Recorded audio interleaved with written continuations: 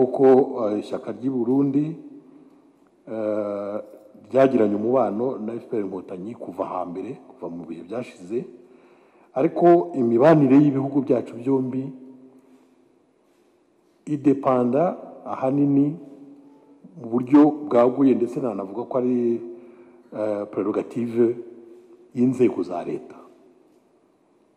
Ishyaka rero ryavuze ko kwifashisha RPF Inkotanyi ntabwo twabyangarira mu seri bikoze, ariko kugeza ubu ntabwo rirabikora. Ubwo rero ikibazo cy'iyo mibanire twakirekera leta zombi kuko zirimo zibikurikirana, ariko mu gihe ishyaka nk'abantu tubana nk'imitwe ya politiki bana batwitabaje muri ibyo biganiro, twaganira nabo, ariko nanone tugendera ku murongo leta zombi zifashe icyo kibazo hagati yazo. Ntabwo rero twakwisubstitute kuri leta arizo zifite mu nshingano zazo umubano hagati y'ibihugu byombi.